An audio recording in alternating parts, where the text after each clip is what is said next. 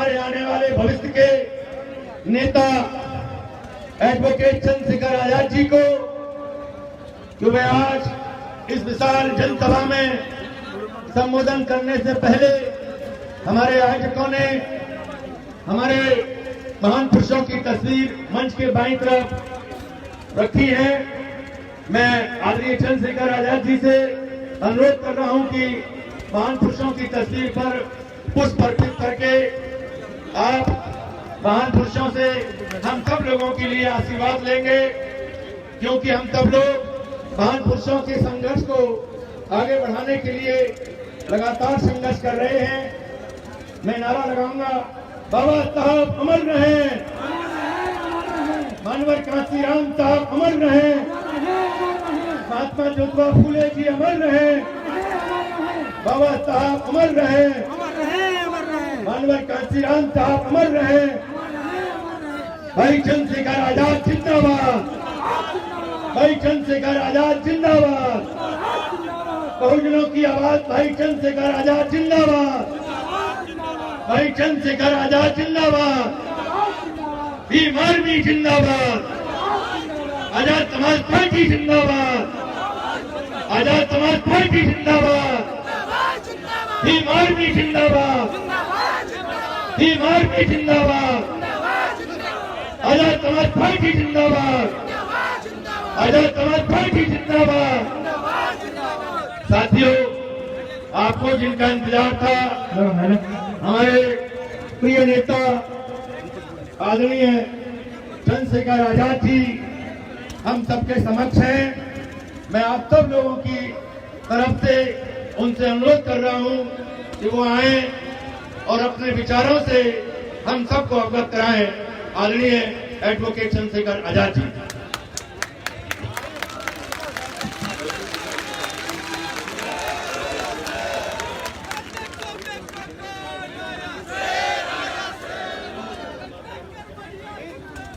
जिंदाबाद जिंदाबाद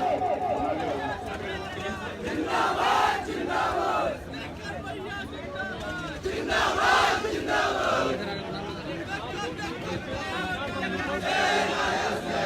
हेलो, जय भीम।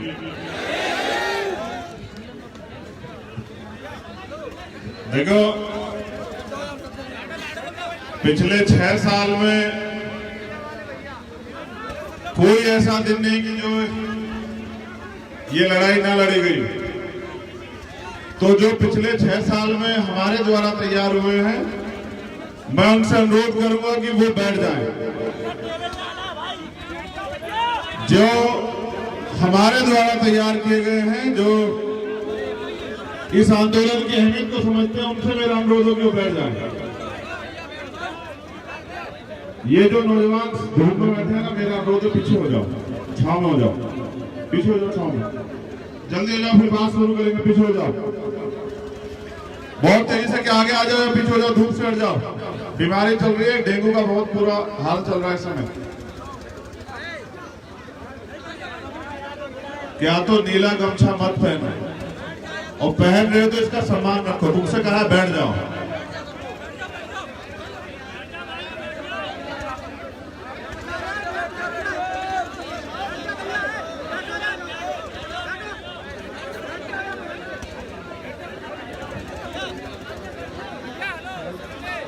चलो शुरू करते हैं। जय भीम। अगले 20 मिनट आप सिर्फ हमें सुनेंगे और अपना दिल और दिमाग यहां रखेंगे। कोई ताली नहीं बजाएगा, कोई जिंदाबाद के नारे नहीं लगाएगा, क्योंकि जिंदाबाद तो बहुत दिनों से हम लोग कर ही रहे हैं। कितने जिंदाबाद हुए ये आपको पता है।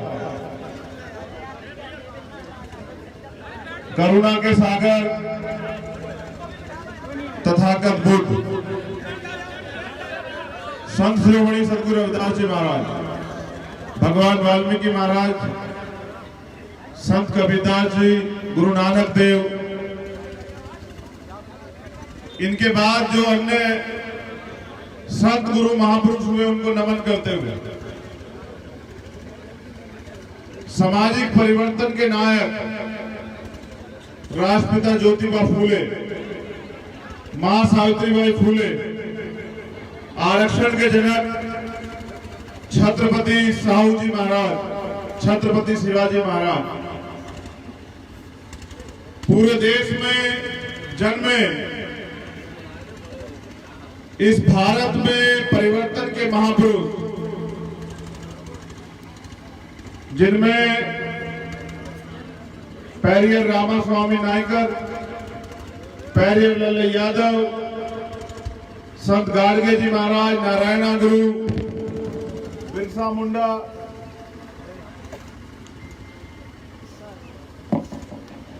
बाबू जगदेव प्रसाद कुशवाहा, जननायक कपूरी ठाकुर, मान्यवर दीना माना वाल्मीकि साहब, महामना राम स्वरूप वर्मा जी, मां अवंतिका भाई लोधी, मां अहिल्या भाई होलकर, मां झलकारी भाई, मां रमा देवी,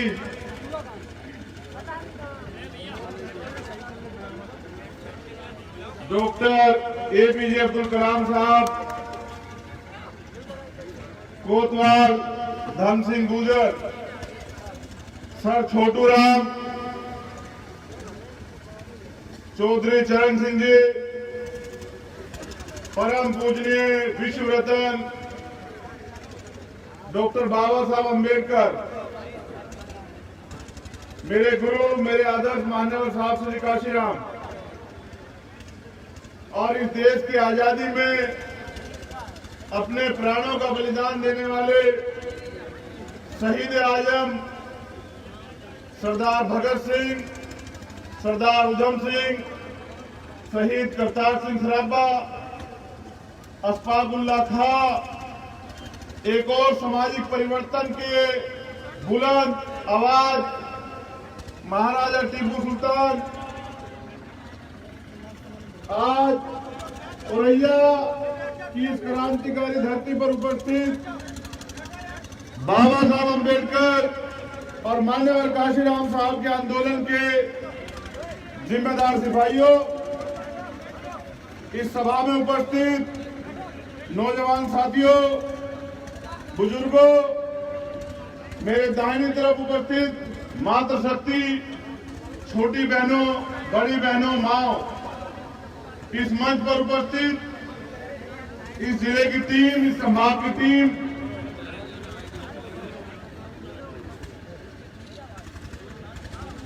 जो महिला नेता यहां बैठी है हमारे मंच पर, उनको भी मैं धन्यवाद देता हूं।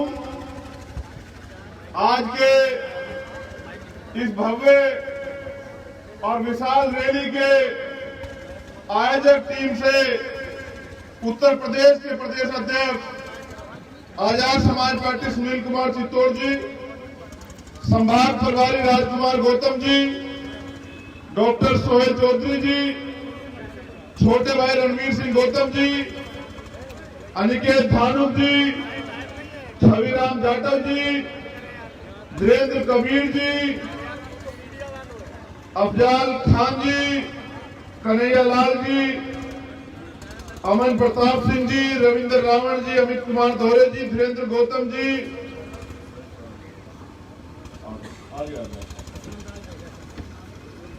यहां मैं पहले भी आया हूं एक बार, मेरे छोटे भाई मुन्ना खान जी, इस संभाग के सभी जनपदों के जिलाध्यक्ष बीमार में आजाद समाज पार्टी, मेरे साथ चल के आए राष्ट्रीय कोर कमेटी के मेंबर भाई अमित कसाना जी, आप सबका भी धन्यवाद। आज एक ऐतिहासिक दिन है, 14 अक्टूबर 2021।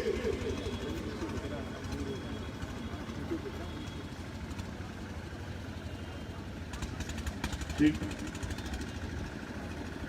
अभी हमारे भाषण से पहले कुछ और नाम है, वो भी सुन लीजिए।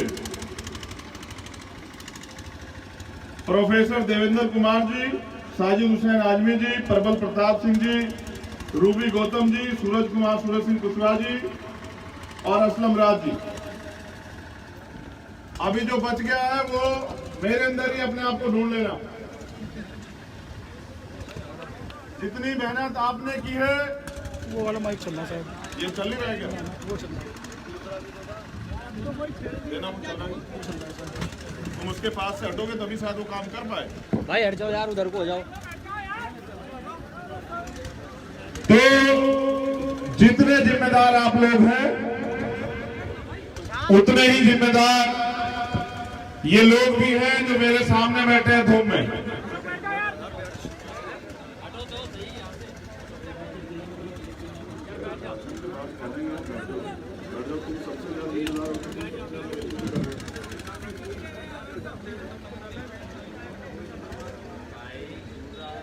चौदह अक्टूबर 1956 एक ऐतिहासिक दिन।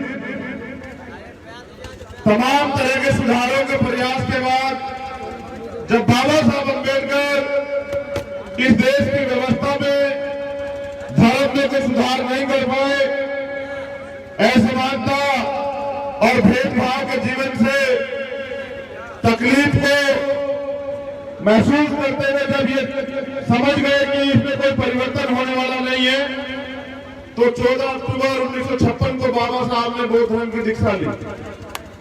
आज धर्म चक्र परिवर्तन दिवस भी है और आज औरैया की धरती पर आने का मौका भी मिला है। हम भी लंबे समय तक एक व्यवस्था में, एक दल में सुधार करने का प्रयास करते रहे, उनसे मांग करते रहे कि यह आंदोलन जो राष्ट्रपिता ज्योतिबा फूले ने शुरू किया, छत्रपति साहू जी महाराज ने शुरू किया, जिसको उनके जाने के बाद बाबा साहब अम्बेडकर ने चलाया, बाबा साहब अम्बेडकर के जाने के बाद माननीय साहब श्री काशीराम ने चलाया, जिस आंदोलन में वंचित वर्ग के लोगों को भी ताकत का एहसास हुआ, उनके नेता बने, उस आंदोलन में काफी सुधार करने का प्रयास हम लोग करते रहे। और जब प्रयास सफल नहीं हो पाया, वो लोग अपनी बात पर अड़िग रहे, तो 15 मार्च 2020 को आप सब लोगों के मार्गदर्शन में आजाद समाज पार्टी काशीराम की घोषणा हम लोगों ने की और उत्तर प्रदेश में 2022 में चुनाव, उस चुनाव को मद्देनजर रखते हुए पहली रैली इसी तारीख में उत्तर प्रदेश के अंदर हमने करने का काम किया कि जिस गली सड़ी व्यवस्था में हम सुधार नहीं कर पाए, उस व्यवस्था को छोड़ के भीम आर्मी और आजाद समाज पार्टी के क्रांतिकारी साथियों के हौसले, मनोबल और संघर्ष को देखते हुए हम लोग उत्तर प्रदेश की जनता को अपनी ताकत का एहसास कराएं और उत्तर प्रदेश में एक नया सवेरा लाने के लिए जंग का ऐलान करें। बहुजन समाज के लोगों को शासक बनाने के लिए 14 अक्टूबर 2021 को हमने औरैया की धरती से इस आंदोलन की घोषणा की है, क्योंकि आजाद समाज पार्टी एक राजनीतिक दल से पहले एक मिशन है, जिसका अंतिम लक्ष्य इस प्रदेश में नहीं देश में सत्ता के सहारे से व्यवस्था परिवर्तन करना है, जिस व्यवस्था में हजारों साल से एक व्यक्ति पैदा होते ऊंच हो जाता है, एक व्यक्ति पैदा होते नीच हो जाता है, जहां कर्म को मान्यता नहीं दी जाती, जहां धर्म के, जाति के आधार पर व्यक्ति का आकलन होता है। मैं ये समझता हूं कि बाबा साहब अम्बेडकर ने संविधान बना के इस देश में समानता का बिगुल फूंका, ब्लूप्रिंट बनाया, लेकिन अपने अंत समय में उन्होंने इस बात को भी कहा था कि जब तक इस देश के संविधान को चलाने वाले हाथ ईमानदार नहीं होंगे, उनकी नीति और नीयत अच्छी नहीं होगी, अंदर संविधान बुरा साबित होगा। आज संविधान है, हक अधिकार है, लेकिन आज भी गैर बराबरी, अन्याय, अत्याचार बड़े पैमाने पर जारी। तो मैं अपनी बात की शुरुआत वहीं से करूंगा जहां माननीय काशीराम साहब छोड़ के गए थे। बैकवर्ड, पिछड़ा वर्ग, पिछड़े वर्ग के लोगों को 52% आबादी होते भी इस देश की व्यवस्था ने 27% आरक्षण देने की घोषणा की और वो 27% आरक्षण भी अभी पूरा नहीं हुआ। उसमें से भी कई प्रदेश अभी 14%, 12%, 8%, 10% आरक्षण को ले पा रहे और बाकी के लिए वो लोग लड़ रहे। और बड़े पैमाने पे पिछड़े वर्ग के लोगों को जातिगत जनगणना कराने की एक मांग आज पिछड़े वर्ग के लोगों में घर बना रही है, जगह बना रही है, एहसास करा रही है कि अब समय आ गया है कि पिछड़े वर्ग के लोगों की जातिगत जनगणना होनी चाहिए। 1931 में उनकी आबादी 52% थी, आज उनकी आबादी 60 से 65% हो गई है। कौन लोग हैं जो इस व्यवस्था में पिछड़े वर्ग की जातिगत जनगणना का विरोध कर रहे हैं? ये वो लोग हैं जिनको ये पता है अगर पिछड़े वर्ग की वास्तविक जनगणना हो जाती है तो पिछड़े वर्ग के लोगों को ये पता लग जाएगा कि उनके अधिकारों को, चाहे सरकारी नौकरी हो, राजनीतिक व्यवस्था हो, चाहे संसाधन हो या संपत्ति हो या जमीन हो, कौन का भी होकर बैठा उनके अधिकार किसने छीने हुए। मंडल कमीशन के लिए इतना बड़ा आंदोलन चला था, लेकिन मंडल कमीशन की 2 सिफारिशें लागू हुई, क्योंकि जिन लोगों को इस व्यवस्था में परेशानी है, पिछड़े वर्ग के लोगों को, उनके हाथ में सत्ता की चाबी नहीं है। इसलिए पिछड़े वर्ग के लोग आज भी अपनी पूरी दिशा को सुधारने के लिए लड़ने का काम कर रहे हैं और आजाद समाज पार्टी ने तय किया है कि आने वाले माह में पिछड़े वर्ग की जातिगत जनगणना कराने के लिए सबसे बड़ा आंदोलन देश में अगर कोई करने का काम करेगा तो वो भीम आर्मी और आजाद समाज पार्टी करेगा, क्योंकि पिछड़ा वर्ग इस देश की राजनीति की दिशा तय करता है, दशा तय करता है और उसकी आबादी बहुसंख्यक है। उसके साथ मैं आज माइनॉरिटी के बारे में भी अपनी बात को रखूंगा, क्योंकि इस देश में तमाम तरह की कमेटी बनी, सच्चर कमेटी भी बनी और सच्चर कमेटी की रिपोर्ट ये कहती है कि दलितों से भी बुरी स्थिति है इस देश में। मुसलमान इस देश में दलितों से भी बुरी जिंदगी जी रहा है और समय समय पे राजनीतिक लोग धार्मिक बलि का बकरा बना के अपने राजनीतिक उल्लू को सीधा करते हैं, उनके अधिकारों को छीन के रखते हैं, उनको गुलाम बना के रखते हैं। तो पिछड़े वर्ग के बाद माइनॉरिटीज में जो मुसलमान हैं, जैन है, सिख है, बौद्ध है, पारसी है, उन समाज को भी उनके अधिकार मिलने चाहिए। ऐसी तैयारी करने का काम भी आजाद समाज पार्टी ने किया। अब मैं बात करता हूं जो सबसे बड़ी बुनियादी ताकत है बहुजन आंदोलन की, वो है दलित समाज के लोग। तो दलित समाज के जो हालात है वो आपसे छिपी भी नहीं है। दलित समाज के लोग, तमाम सरकारें आई, आज भी उनके जीवन में कोई बड़ा परिवर्तन नहीं हुआ। जैसे वो लोग पहले रहते थे ऐसे ही आज रह रहे हैं। मेरी माताएं बहनें यहाँ हैं, नौजवान यहाँ हैं। आज भी इस देश में, उत्तर प्रदेश में भी, देश में रेप भी होते हैं, हत्याएं भी होती हैं, घर भी जला दिए जाते हैं, जमीन भी छीन ली जाती है, तमाम तरह के अपराध, भेदभाव होते हैं। लेकिन आज भी उत्तर प्रदेश के अंदर गैर बराबरी, अन्याय, अत्याचार क्यों नहीं खत्म हुआ? इसलिए खत्म नहीं हुआ क्योंकि बुनियादी रूप से जो सामाजिक परिवर्तन करना था वो परिवर्तन की शुरुआत अभी तक नहीं हुई। नौजवान यहाँ बैठे हैं, मैं पूछना चाहता हूँ, क्या गुलामी की जिंदगी जीने के लिए आप लोग अपने जीवन में जी रहे हो? क्या गुलामी ही तुम लोग अपने जीवन में चाहते हो? क्या तुम्हारी इच्छाएं नहीं है क्या तुम नहीं चाहते कि जो अधिकार यहां सब लोगों को मिले हैं वो तुम लोगों को भी मिले? अगर तुम ये अधिकार चाहते हो तो तुम्हें अपनी लड़ाई अपने सहारे अपने कंधों पे लड़नी पड़ेगी, क्योंकि हमने तो संकल्प लिया है, वचन लिया है कि जब तक हम दबे कुचले लोगों को, इस देश के वंचित वर्ग के लोगों को, गरीब लोगों को बराबरी का दर्जा नहीं दिला देते, उनके अधिकार नहीं दिला देते, हम तो चैन से बैठने वाले नहीं है। और इस लड़ाई को, लेकिन मैं समझता हूं कि अब काशीराम साहब ये कहते थे कि बोलने से कुछ नहीं होगा, अब समय आ गया है कि रिजल्ट देना पड़ेगा। अब समय आ गया है कि बोलने से ज्यादा करने की जरूरत होगी है। तो मैं ये बताने के लिए औरैया की धरती पे हूं कि आप किसी से कमजोर नहीं है, आपके अंदर भी वो ताकत है जो तमाम लोगों पे है। बाबा साहब अम्बेडकर ने संविधान दिया है, संविधान में बराबरी के हक है, अभी लोकतंत्र है।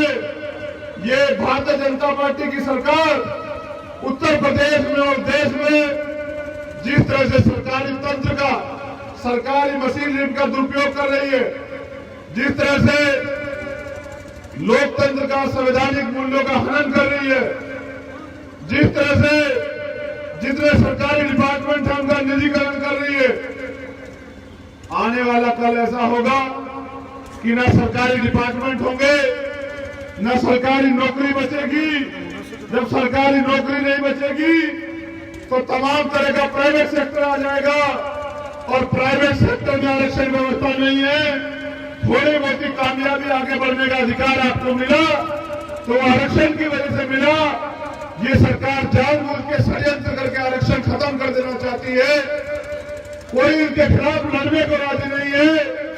अगर कोई लड़ रहा है, विपक्ष की भूमिका अदा कर रहा है, तो वो आजाद समाज पार्टी और भीम आर्मी के लोग हैं। ऐसे सभी क्रांतिकारी साथियों को मैं जमीन करता हूं। लेकिन मैं ये कहना चाहता हूं, तथागत बुद्ध ने भी कहा है कि हर समस्या के पीछे कोई कारण होता है, और जब समस्या आपको पता होगी तभी निवारण होगा। तो मेरी बात पे गौर करना कि समस्या क्या है। इस देश की समस्या गरीबी से भी बड़ी अगर कोई है तो वो इस देश में मनुवादी व्यवस्था है, ब्राह्मणवादी व्यवस्था है। अगर आप इस व्यवस्था को नहीं समझ पाए तो आप परेशानी की जड़ को नहीं समझ पाओगे, और जब आप जड़ को नहीं समझ पाओगे तो आप हल नहीं कर पाओगे। मैं आपको बताना ये चाहता हूं कि ये ब्राह्मणवादी मनुवादी व्यवस्था 4 ए पे आधारित है, 4 ए पे स्थित है। पहला ए है असमानता, दूसरा ए है असत्य, तीसरा ए है अज्ञानता।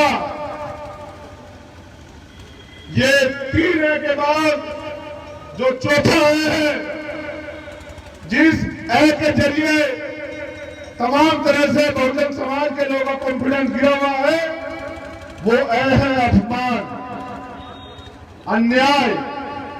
ये 4 है जो मैंने आपको बताया, इनको समझने की जरूरत है कि पूरी ब्राह्मणवादी व्यवस्था इसी 4 ए पे टिकी हुई है। कौन कौन से? असमानता, अन्याय, अज्ञानता, असत्य, और एक है इस अज्ञानता के साथ जो जुड़ा हुआ है वो अपमान। कैसे, ये भी समझ लीजिए।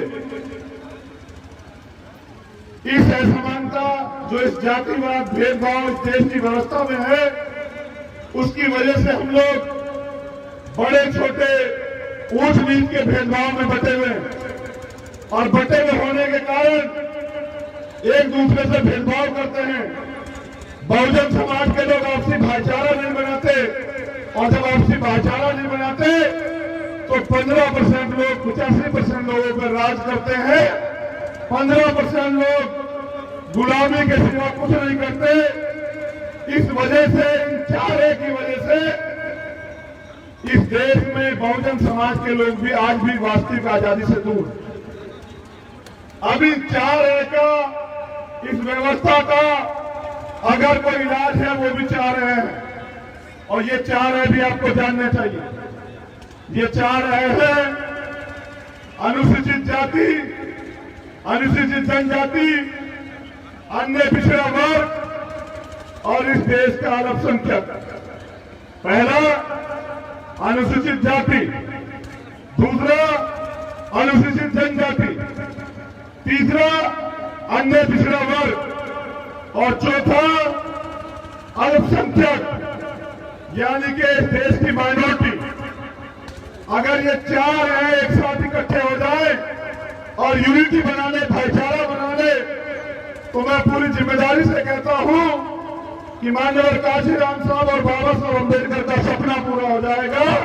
बहुजन समाज के लोगों में भाईचारा बन जाएगा, इस देश में आपका राज स्थापित हो जाएगा।